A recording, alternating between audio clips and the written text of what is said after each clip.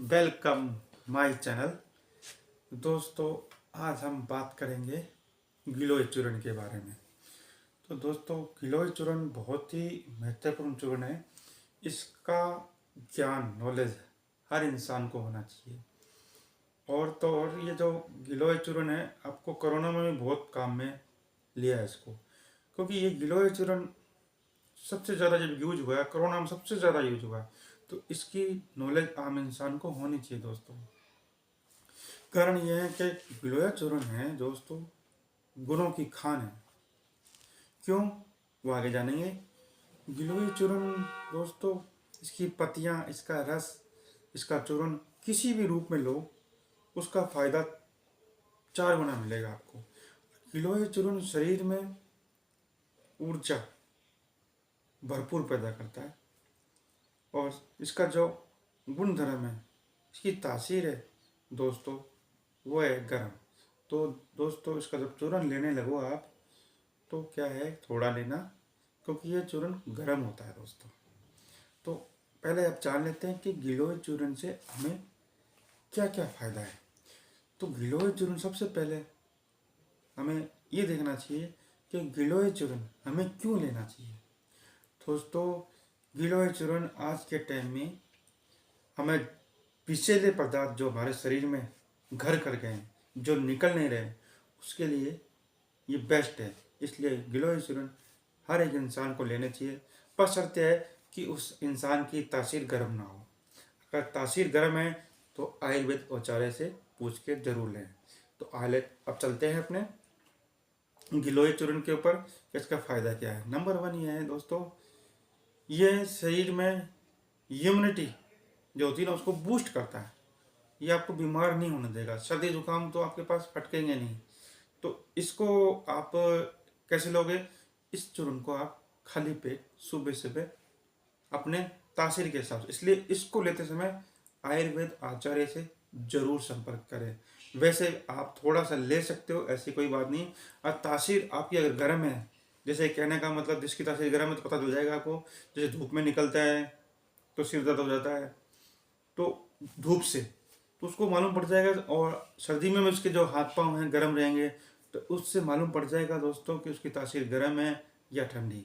और रही बात जिसको आयुर्वेदिक में कहते हैं पित्त प्रकृति का आदमी, तो पित्त प्रकृति का आदमी को अगर आपको पहचानना है तो अपनी 3 उंगली लीजिए और यूँ चेक करिए, और उस बीच वाली उंगली में जब यूँ ऐसे करेगा, जैसे हार्ट करता है ना, यूं यूं करेगा। तो आप जैसे उंगली लगाओगे ना, जहाँ वो नब्ज बीच वाली उंगली पे अदक फुदकता है, तो समझ लो आप पित्त प्रकृति के आदमी हो। इससे आप पहचान सकते हो कि आप पित्त प्रकृति का आदमी हो या नहीं हो। हालांकि गिलोय चूर्ण पित्त प्रकृति का आदमी भी लेता है, और बिना वाला जो कफ प्रकृति का है वो भी। कफ प्रकृति का आदमी, उसके लिए तो ये रामबाण का इलाज है, क्योंकि ये गिलोय क्या है, कफ को दूर करती है।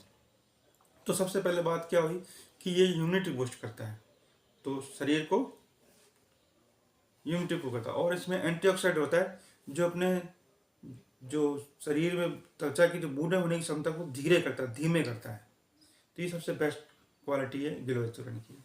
अब आते हैं अगले। तो गिलोय चूर्ण जिन लोगों को बुखार है, उतर नहीं रहा है, काफ़ी टाइम हो गया, तो ये गिलोय चूर्ण आप ले सकते हैं। उसमें भी यही है, आप खाली पेट ले सकते हैं इस चूर्ण को। थोड़ा सा लीजिए, आप शहद भी मिला के ले सकते हैं अगर आपको उसका टेस्ट पसंद है। बस शर्त यही है कि वो पित्त प्रकृति का ना हो।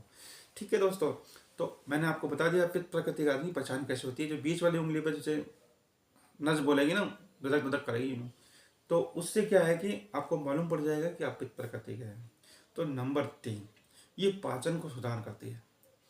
पाचन को बहुत अच्छी तरह सुधार करती है। ये पित्त को शांत करती है, शरीर की विषैले पदार्थ को बाहर निकालती है, कब्ज को दूर करती है। ये हर मामले में गिलोय चूर्ण रामबाण इलाज है। अब आगे चलते हैं। ये पुरुषों के लिए गिलोय चूर्ण रामबाण इलाज है। ये क्या है, पुरुषों में ऊर्जा भरपूर देता है, साथ में मसल्स बनाता है। जो जिम में जाते हैं वो मसल्स बनाता है। नंबर नेक्स्ट, ये शरीर में जिनको गठिया हो गया है, जिनके हाथ पांव दर्द करते हैं, जिनको गठिया की बीमारी है, रूममेट जो गठिया बीमारी होती है ना, वो है, तो वो इस चूर्ण को लेके उस दर्द को कम कर सकते हैं और धीरे धीरे वो रोग कट जाएगा, आपका गठिया खत्म हो जाएगा। पूर्ण रूप से तो खत्म नहीं हो सकता, लेकिन अगर इसकी आदत डाल दोगे तो किसी किसी का ठीक हो जाता है पूर्ण रूप से, क्योंकि वो डिपेंड करता है दोस्तों कि उसको बीमारी कितने टाइम से है। अगर आपकी शुरुआत में है तो आपको नो डाउट लोगे तो आपको ये गठिया रोग ठीक हो जाएगा।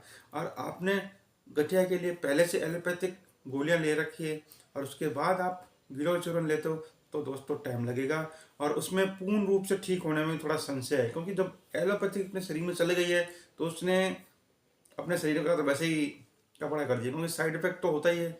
इंग्लिश में साइड इफेक्ट होता है, वैसे इंग्लिश भी बेस्ट है लेकिन साइड इफेक्ट बहुत है दोस्तों।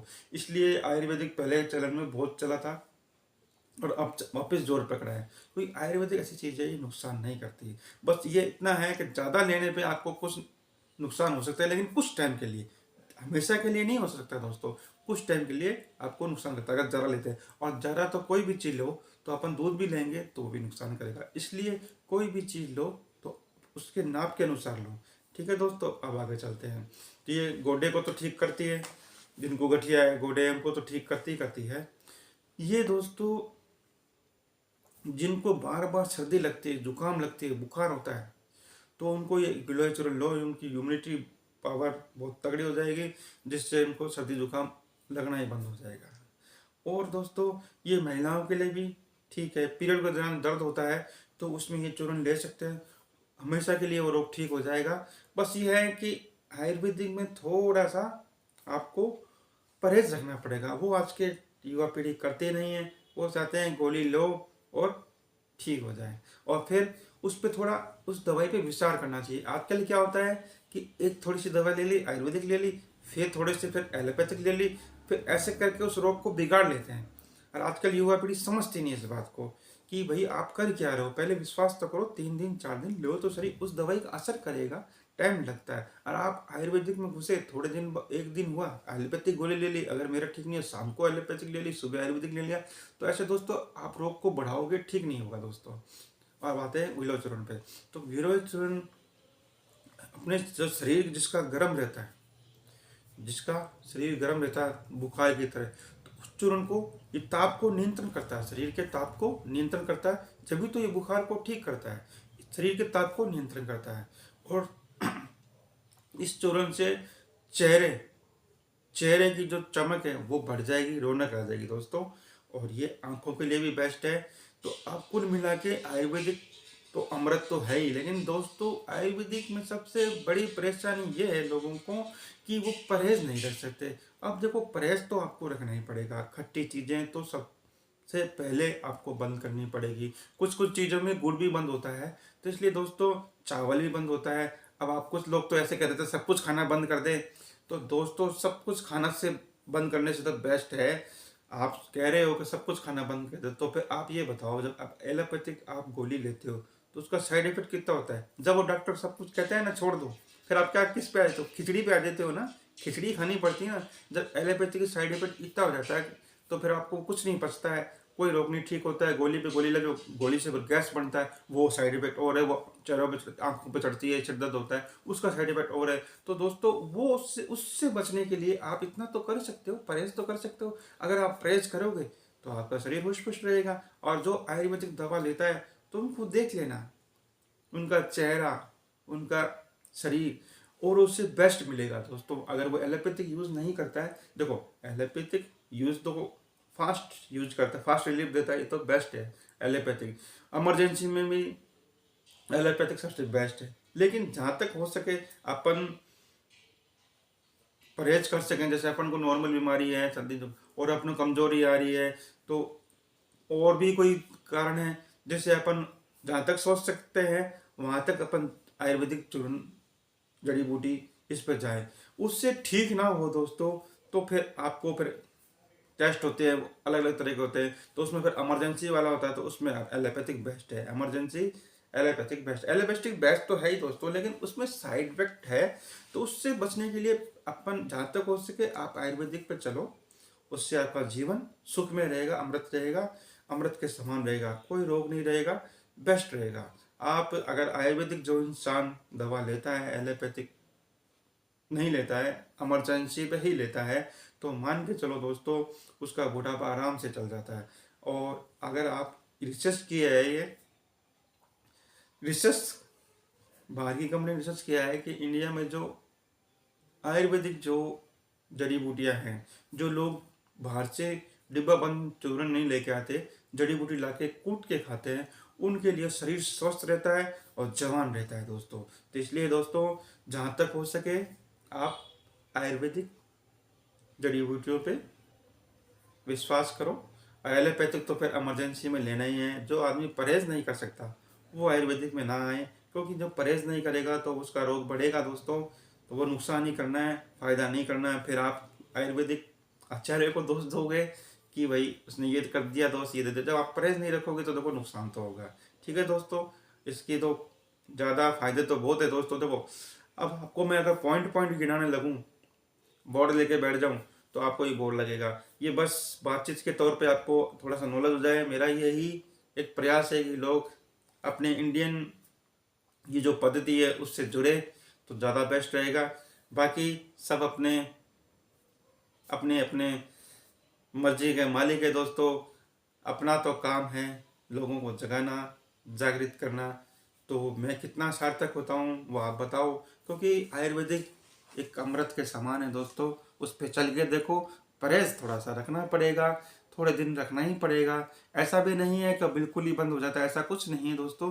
कुछ कुछ जड़ी बूटियों में, कुछ भारी जड़ी बूटी जो बहुत भयंकर रोग होता है, तो उसमें आपको ये जो परहेज बताए हैं उसमें आपको स्ट्रिक्टली आपको छोड़ना पड़ेगा। लेकिन आपके जैसे छोटी मोटी बीमारी है, आप स्वस्थ होने ऐसे ही शौकिया तौर पर स्वस्थ रहना चाहते हो, तो उसमें परहेज की कोई दिक्कत नहीं। हाँ, नींबू आप खट्टी चीज़ थोड़ी सी रह दो, बाकी आप सब कुछ खा सकते हो, चावल चूवल सब कुछ खा सकते हो। लेकिन अगर स्वस्थ हो और स्वस्थ रहना चाहते हो तो उसके लिए आप जड़ी बूटी ले रहे हो, तो उसमें परहेज सिर्फ अब खट्टी चीज़ों का है। बाकी आप अगर खाते हो थोड़ा बहुत तो चलता है। लेकिन जो भयंकर बीमारी तो उसमें तो तुमको परहेज पूरी तरह रखना पड़ेगा। ठीक है दोस्तों, और कुछ आगे आपकी डिमांड होगी तो मैं आपसे फिर मिलूँगा। बाय दोस्तों।